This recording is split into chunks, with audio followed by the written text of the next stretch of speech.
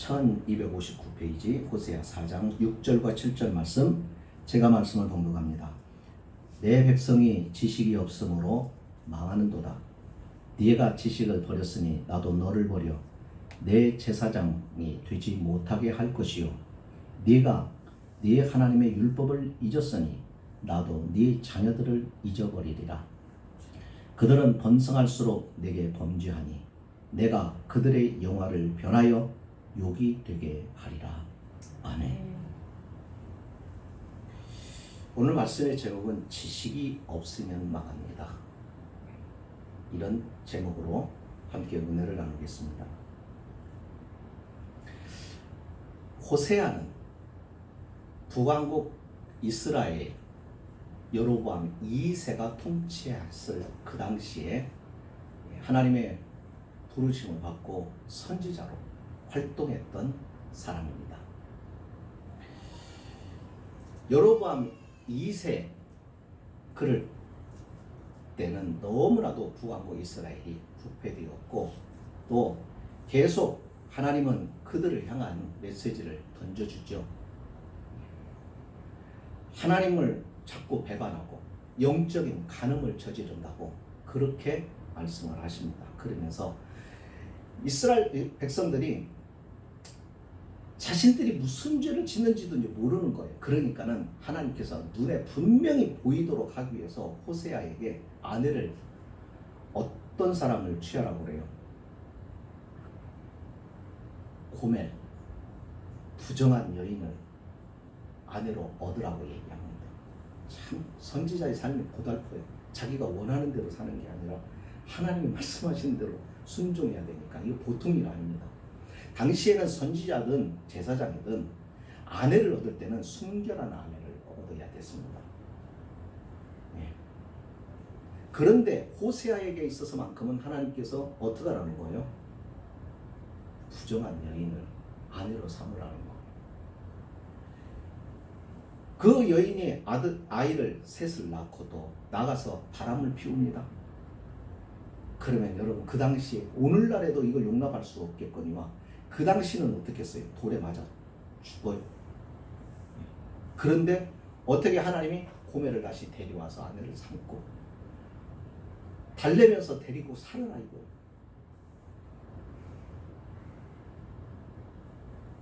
그러면서 하나님이 호세아를 통하여서 이스라엘 백성들에게 뭘 가르치시는 거예요?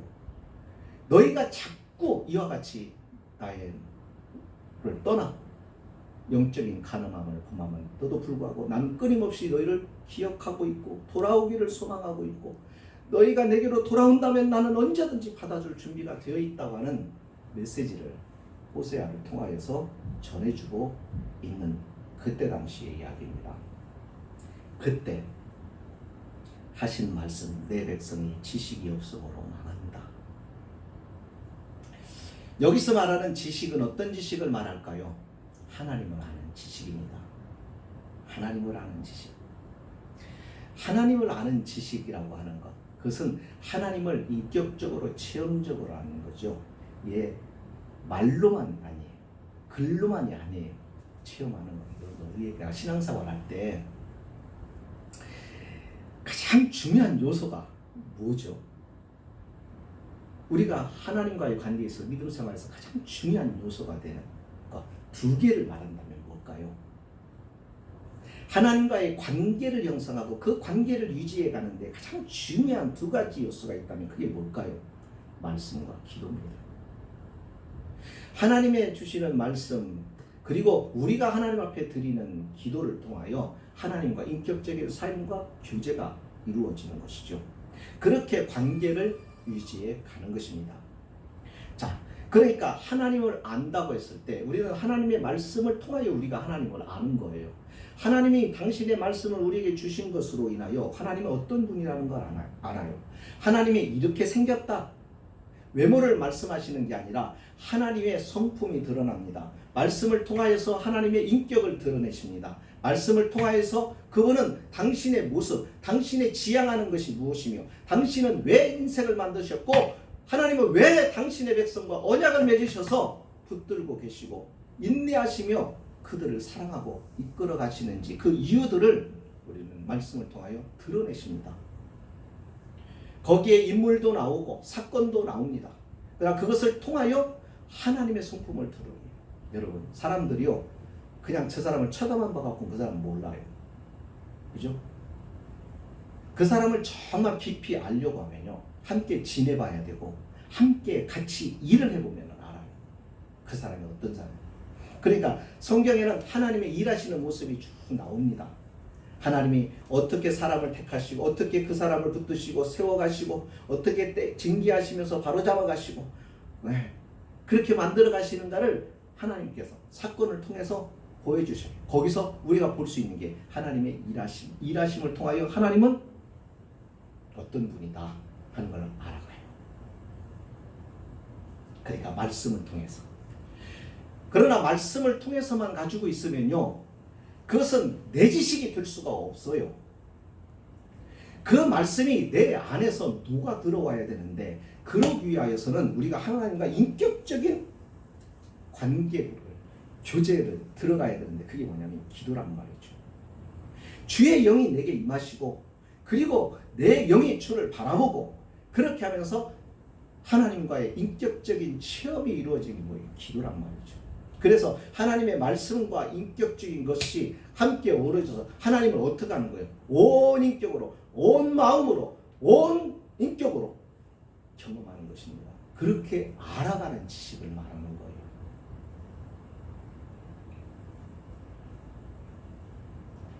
근데 한번 생각해 보세요. 그런 하나님을 아는 지식이 여러분은 어느 정도라고 생각을 하세요? 여러분들이 가지고 있는 지식이.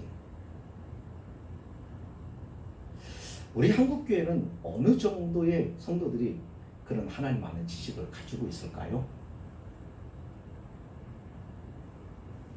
요즘에 자꾸 제가 느끼는 것 중에 하나가 뭐냐면 지금 오늘날의 젊은 목사님들은 옛날 목사님들보다도 훨씬 많은 신학적인 지식을 가지고 있습니다. 예, 다시 말하면 공부를 많이 했다 이거예요. 그런데 여러분, 제가 느끼는 것은 옛날 우리의 어른이었던 우리의 앞서 있던 목사님들이나 신앙의 선배들의 삶에 있어서 경건의 능력은 우리보다도 훨씬 강했습니다. 차원이 틀렸습니다. 이것을 통하여 우리가 깨닫는 것은 뭐냐면 지식이 영성과 지식이 비례한 것이 아니라는 거예요. 네. 그럼 우리가 잘 아는 마틴 로이드 존스 목사라고 하는 분이 계셔요. 영국에. 근데 그분은 돌아가셨습니다만 원래 그분은 외과 의사로 유명한 분이었습니다. 그분은 외과 의사로 아주 잘 나가는 그런 분이었는데 그분이 목사가 됩니다. 그분은 신학을 전공한 분이 아닙니다. 그런데 그가 하나님의 은혜로 그는 목사가 되고 목회를 하기 시작합니다. 그런데 그가 쓴 글들을 보면 아주 탁월한 내용들이 많아요. 거기서 우리가 깨닫는 거예요. 하나님의 지식은 하나님이 직접 가르쳐 주시고 하나님이 직접 보여주시고 하나님이 직접 훈련하신다는 거예요. 교회는 그 일을 돕는 역할을 하는 것뿐이에요. 우리의 신앙은 하나님이 직접 간섭하신다는 거예요. 그러니까 여러분 목사한테 훈련을 받으려는 것이 아니에요. 신앙생활은 하나님 앞에서 하는 거예요. 하나님이 말씀하시는 것과 하나님이 우리가 기도를 통하여 성령의 음성을 듣는 것을 통해서 우리가 하나님으로부터 트레이닝을 받는 겁니다. 그러니까 여기에 가장 중요한 우리의 해야 할 역할이 있다면 그것은 순종입니다. 그러면 하나님께서 우리를 놀랍게 만들어 가시고 사용하십니다. 자, 얼마만큼 여러분들은 성경을 사랑하시고 읽으십니까? 재미있는 이야기가 있더라고요.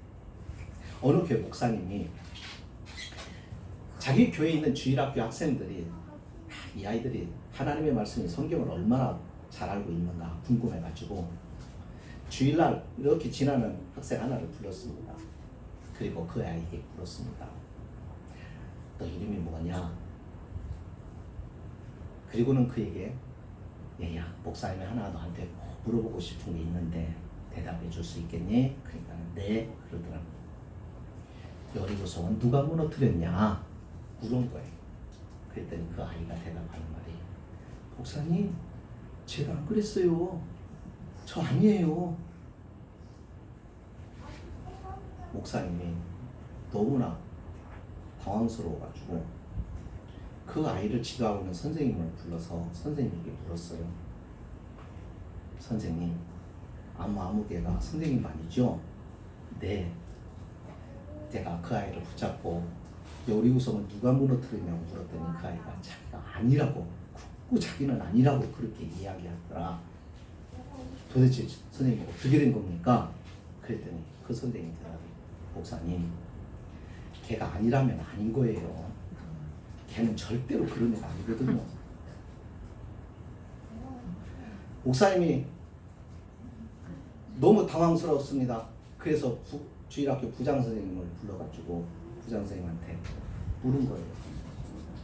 아니 학생한테도 물어봐도 자기가 안 그랬다고 그러고 그 가르치는 선생님한테 물어봤더니 걔는 절대로 그런 애가 아니라고 말하고 도대체 부장선생님 이거 주일학교 어떻게 되는 겁니까? 그랬더니 부장선생님이 목사님 제가 책임지겠습니다. 얼마면 될까요? 얼마면 다시 지을까요? 그러더라고요. 자, 무슨 이야기지요? 우리는 하나님의 말씀에 대하여 잘 몰라요. 너무 말씀을 안 읽어요. 여러분, 하루에 하나님 말씀 얼마나 읽으세요? 우리는 말씀 없이는 신앙생활 할 수가 없는 사람들입니다. 말씀은 읽어야 되고, 말씀은 배워야 되고, 말씀은 배운 것을 지켜 행해야 되는 것입니다. 그래야 신앙이 자라고 성장을 하는 것이지, 말씀을 듣지를 않으면 절대로 말씀을 깨달을 수가 없고, 배우지 않으면 그 말씀의 의미를 알 수가 없어요. 우리가 믿음 생활이 잘 안 되는 이유 중에 하나가 뭐냐면 말씀을 읽지를 않고 배우지를 않기 때문에 그렇다는 겁니다. 여러분, 왜 우리나라에 최근 들어 이단들이 왜 이렇게 활발하게 활동을 하고 있느냐면 교회가 그렇게 만드는 겁니다. 교회가 많은 사람을 전도를 해가지고 감성의 호소를 했어요. 감동을 주는 예배, 감동을 주는 그런 프로그램들을 만든 거예요. 그러다 보니까는 감성으로 신앙생활을 해봤어요. 말씀을 가지고 하는 것이 아니에요. 그런데 누가 그 틈을 착 치고 들어오냐면 이단들이 하나님의 말씀은 이런 거다라고 하면서 자신들이 만들어 놓은 대로 성도들을 불러들여서 가르칩니다. 교회에서 못 들어본 얘기를 하거든요. 자신이 성경에 대해서 잘 모르는데 그런 얘기를 하거든요. 그러니까 그것이 맞는 것인 줄을 아는 거예요. 성경을 안 읽었는데 거기는 성경을 얘기를 해주면서 성경에 이렇게 나와 있다고 얘기합니다. 문자적으로 해석합니다. 그 내용의 의미와 문맥과 그리고 성령의 해석을 통하여 말해주는 것이 아니라 사람들의 인위로 그것들을 만들어서 설명을 해주는 거예요. 그러다 보니까는 많은 성도들이 이단에 빠집니다. 그래서 이단의 거의 대부분은 불교나 다른 종교를 가진 사람들이 온 사람이 아닙니다. 거의 다가 어디서 온 사람들? 교회에서 간 사람. 제가 언젠가 아주 오래됐을 때입니다. 큰 교회에 제가 대전에서 섬기고 있었을 때인데 새가족 공부를 하시러 오신 분이 계셨어요. 그분이 그런 얘기를 하는 거. 순복음 계통의 교회를 다니시다가 장로교로 옮기셨어요. 그래서 아니 왜 신앙생활을 뭐 이사 오신 것도 아니고 왜 옮기셨어요? 했더니 그분 얘기가 순복음은 자꾸 이제 성령주의로 하고 말씀이 없어서 갈급해가지고는 왔다라고 얘기를 하더라고요. 사랑하는 성도 여러분, 네, 신앙생활은 우리가 기도만 가지고 되는 것도 아니고 말씀만 가지고 되는 것도 아닙니다. 이것이 늘 같이 가야 되는 것이죠. 우리는 말씀과 기도라고 하는 양 날개로 우리는 하나님을 향하여 비상을 하는 것입니다. 균형이 깨져버리면 어떻게 될까요? 추락합니다. 아니면 뱅뱅 그 자리에서 돌 수밖에 없겠죠.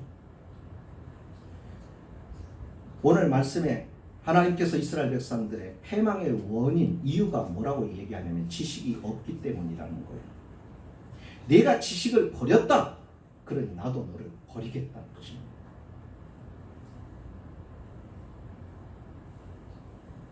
예수님께서는 이렇게 말씀합니다. 하늘과 땅의 모든 권세를 내게 주셨으니 그러므로 너희는 가서 모든 족속으로 제자를 삼아 아버지와 아들과 성령의 이름으로 세례를 주고 그 다음에 뭐라고 얘기하죠? 내가 너에게 분부한 모든 것을 가르쳐 지키게 하라. 네. 전하는 것으로 끝나는 게 아닙니다. 가르쳐 지키게 하라는 것입니다.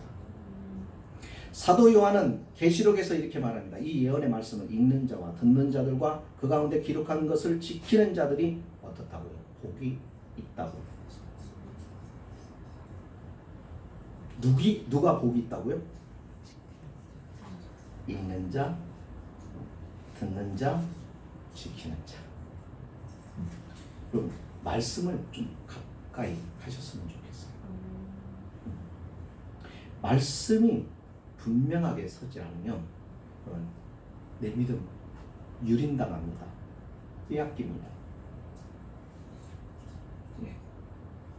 다른 것 우리가 배우려고 하지 마시고 일단 성경에 대하여 알고 있어야 합니다.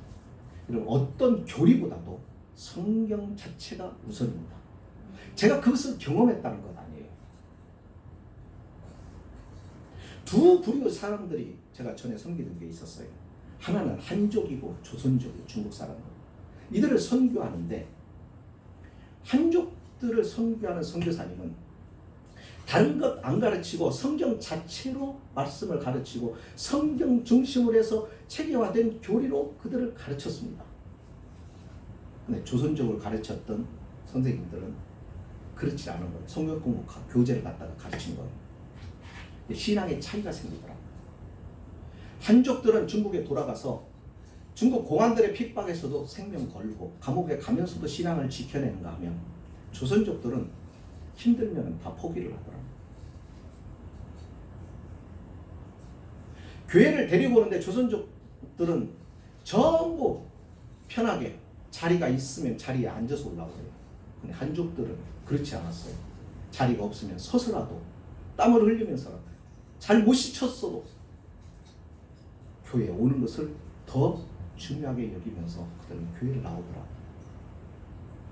그래서 제가 굉장히 궁금했던 숙제가 거기서 하나 풀렸습니다. 다른 게 아니다. 성경 공부 교재 가지고 가르치는 게 아니라 하나님 말씀 자체를 접하도록 그렇게 만들어야만이 그래야만이 여기에 놀라운 변화가 있고 하나님의 사람으로 바뀌어져가는 변화하는 것을 경험한 적이 있습니다. 그래서 하나님께서는 교회에 말씀을 맡기신 겁니다. 교회로 하여금 하나님의 말씀에 도전해 올 때 그 도전 앞에 싸워서 지켜내라고 하나님께서 교회에 말씀을 맡기셨고 그리고 그 말씀을 잘 해석하여 하나님의 일을 하도록 그렇게 하라고 하나님은 교회에 말씀을 주시고 성령을 보내어 주신 것입니다. 그래서 바울이 뭐라고 얘기하냐면 고린도전서 4장에서 자신은 하나님의 비밀을 맡은 자다라고 말합니다.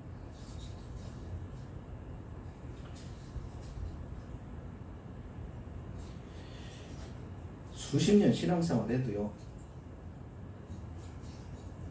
이단에 미혹되고 어느 한순간에 믿음에서 떠나는 그런 일들이 발생하는 이유가 바로 말씀으로 신앙이 다져져 있지 못하기 때문인 거예요. 요즘에 거의 성경을 안 읽고 신앙생활을 많이 하세요. 그러면 안 됩니다. 여러분, 여기서 목사가 얘기할 때 저 얘기는 성경에 없는 얘기인데 이 정도는 분별하셔야 됩니다. 그렇잖아요. 목사가 엉뚱한 얘기, 요즘 목사를 믿을 수도 없어요. 도대체가. 그렇잖아요. 네. 여러분, 오늘 우리 교회가, 성도가 세상에 이렇게 다 초라해져 본 적이 없었던 것 같아요.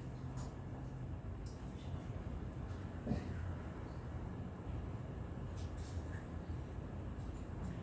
요즘에는 너무 답답해 죽겠어요. 정말 답답해요. 여러분, 교회가 세상을 끌고 가야 되지 않겠습니까? 교회가 세상을 리드해야 되지 않겠습니까? 그런데 오히려 교회가 세상에 끌려다니는 모습을 봅니다. 교회가 영적으로 앞서가고 교회가 바라보는 눈이 시대를 앞서서 바라봐야 되지 않겠습니까? 하나님의 말씀을 통하여 성령이 해석하시는 바를 체험하는 사람들, 바로 그 말씀은 무엇에 대한 지식이에요? 미래에 대한 예측이란 말이죠. 미래에 하나님께서 계획해 놓으신 일, 미래에 있어질 일들에 대하여 하나님의 말씀을 통하여 우리에게 가르쳐 주시잖아요. 인생의 결론이 어떻게 날 것이며 이 시대의 역사가 결론이 어떻게 날 것이라는 것을 하나님의 성경을 통해서 이미 우리에게 보여주시잖아요. 그런데 왜 우리는 자꾸 세상에 끌려가야 하느냐? 세상을 리드해야 되지 않겠습니까? 그런데 어디에 발목이 잡힙니까? 그리스도인들이 정직하지를 못한 거예요. 그리스도인들이 하나님 말씀대로 안 사는 거예요. 그러니 세상이 바라볼 때 우습고 가짜고 별로가 아니고. 전에는 교회 안에요, 도망자가 숨어 들어오면 교회 안에 경찰들이 들어와서 못 잡아갔습니다. 저 어렸을 때만 해도요. 교회는 신성하다고 생각을 했어요. 그래서 그렇게 해서 경찰도 그와 같은 예우가 있었어요. 여러분, 얼마 전에도 노조 회장 어떤 사람이 봉헌사로 숨어 들어갔을 때 경찰이 들어가서 끌어냈습니까? 안 그렇죠.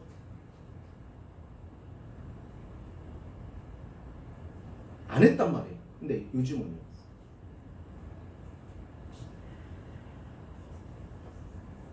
이렇게 돼버린 겁니다. 근데 이것에 대한 책임이 누구 있어요? 정부가 아니에요. 오늘 우리가 그렇게 만들어버린 거예요.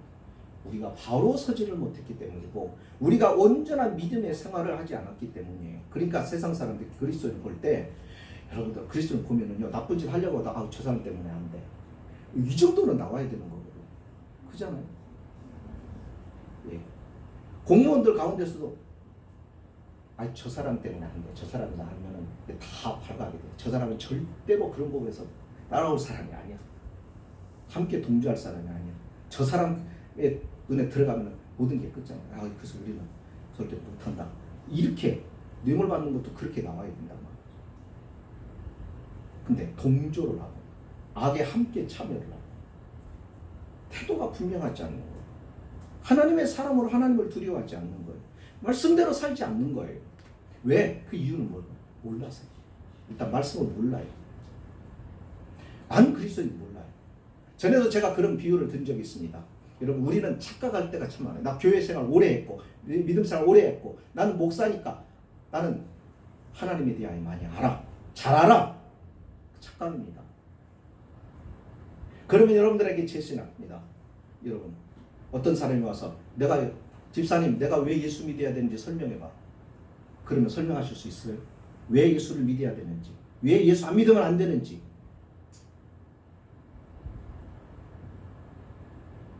내가 설명할 수 없다고 한다면, 내가 믿는 주님에 대하여, 내가 믿는 진리의 길에 대하여 내가 그들에게 설명할 수 없다면 여러분, 그거는 아닌 게 아닙니다. 우리 공부할 때 그런 착각을 많이 하잖아요. 그죠? 선생님 말을 들었을 때, 설명을 들었을 때는 이해가 돼요. 아, 나 그래서 이제 알아. 나와서 풀어봐. 안 됩니다. 못 풀어요. 내가 직접 풀어봐야, 그 문제를 직접 접해서 풀어봐야, 그래서 답을 내야 내 것이 되는 것이죠. 똑같은 원리예요. 내가 설명할 수 있어야 내 지식인 거예요. 내가 말할 수 있어야 그게 내 지식인 거예요.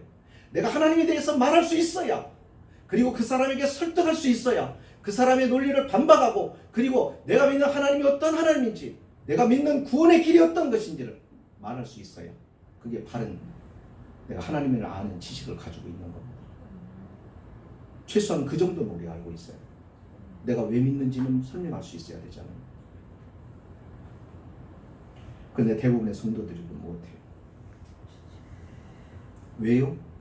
말씀을 읽지 않고 배우지 않고 그 말씀을 적용하지 않으니까. 시편 19편 7절로 8절에 이런 말씀이 있습니다. 여호와의 율법은 완전하여 영혼을 소성케 하고 여호와의 증거는 확실하여 우둔한 자로 하여금 지혜롭게 하며 여호와의 교훈은 정직하여 마음을 기쁘게 하고 여호와의 계명은 순결하여 눈을 밝게 하고.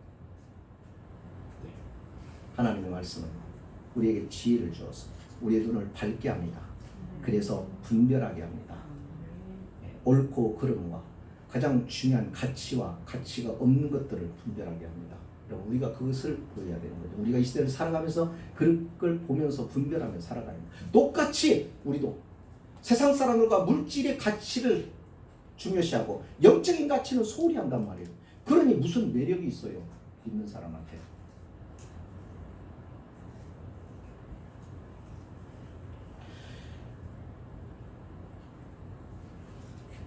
중세 교회가 영적 암흑기였다고 하는 이유가 뭐냐면, 그 당시는요, 캐톨릭 신부들, 사제들이 말씀에 대해 무지했습니다. 사도신 주기도문이 어디에 나오는지도 몰랐어. 그때는 성경이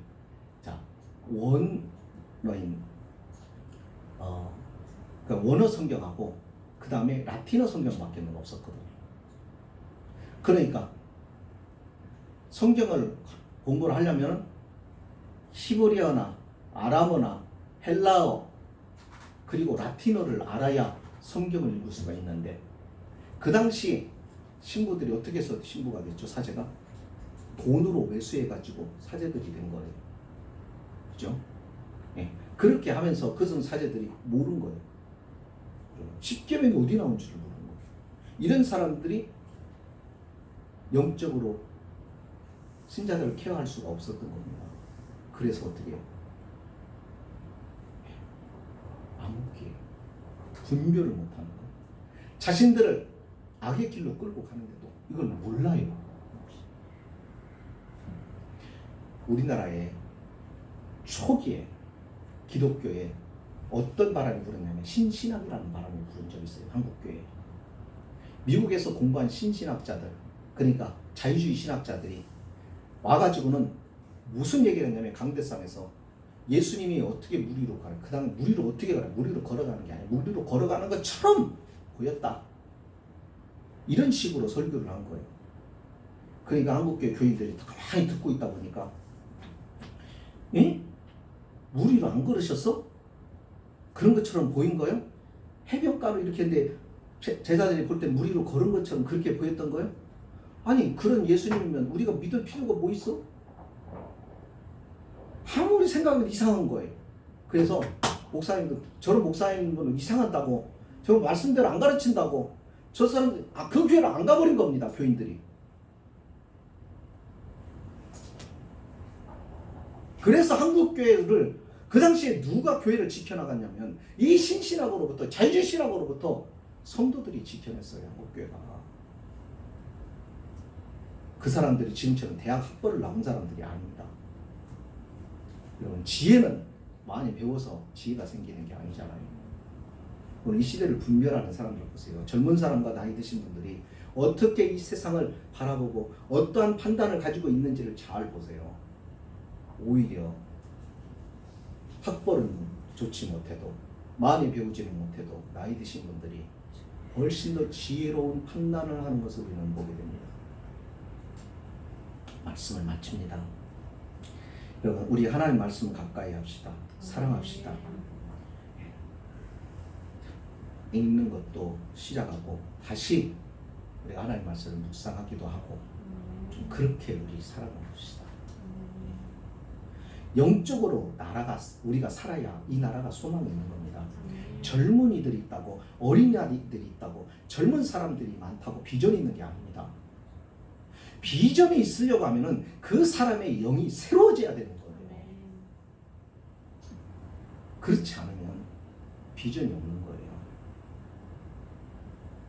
이 나라가 어떻게 여기까지 오게 됐는지 여러분들 그 중심에 역할을 한 사람들이 누군지를 잘 보세요. 역사를 좀 보세요.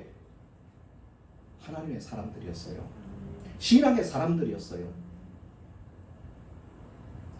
이 나라의 신앙 기독교를 빼놓으면 이 나라의 역사는 아무것도 아닙니다. 자세히 들여다보세요. 이 나라의 의식을 깨우쳤던 사람들을 보세요. 우리나라 사람들에게 의식을 깨우치게 했던 사람들, 비전을 보여줬던 사람들, 다 그 사람들이 어디서 영향을 받았어요? 신앙에서 영향을 받은 겁니다. 그런데 오늘 한국 기독교는 세상 앞에 어떤 취급을 받고 있는지, 결국 교회가 이와 같은 상태, 성도가 이와 같은 상태, 많으면 뭐합니까? 교회가 아무리 많으면 뭐하고, 성도가 아무리 많으면 뭐해요? 힘이 없는 거예요.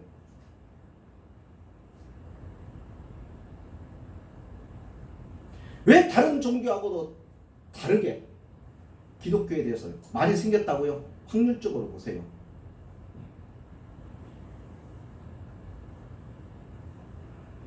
그것만 보지 마시고 잘 보셔야 되는 게 오늘 한국 안에 반기독교, 난크리스찬 운동들이 활발하게 일어나고 있습니다. 요한계시록은 적그리스도들이 나온다고 그랬습니다. 그리스도를 대적하는 세력들이. 그들이 계속 교회를 향하여 대적을 합니다. 자, 이것은 하나님의 말씀의 예언대로 이루어지고 있는 거죠. 계시록 보세요. 우리가 어디쯤 가고 있는가를 보시면 돼요. 우리가 그걸 기억하고, 여러분, 소망이 영적으로 저와 여러분들이 살아야 하고, 우리의 가정이 살아야 하고, 우리 교회가 영적으로 살아야 이 나라가 소망이 있는 거예요. 우리가 영적으로 살아야 성령이 보여주신 비전을 보고, 이 나라가 잘못된 길로 갈 때는 우리가 이 나라를 위하여 기도하고, 그래서 바른 길로 갈 수 있도록 하나님 앞에 간구하면서 이 나라를 바로 잡아갈 수 있는 겁니다. 지식이 많다고요? 과학과 산업이 발달한다고 이 나라가 소망이 있는 게 절대로 아니라는 것. 오늘 하나님은 그렇게 말하는 거예요. 이 백성, 내 백성이 지식이 없으므로 망한다. 네, 하나님에 대한 지식이 없으면 결국은 망하는 겁니다. 그래서 우리는 걱정을 하고 기도를 해야 하죠. 우리가 이 말씀을 듣고 한 주간도 우리가 하나님 앞에 심각하게 기도하고, 또 하나님의 말씀 앞에 가까이 가서 서서 그 말씀으로 우리가 무장하는 저와 여러분의 신앙생활이 되기를 주의 이름으로 축복합니다. 아멘. 기도하십니다.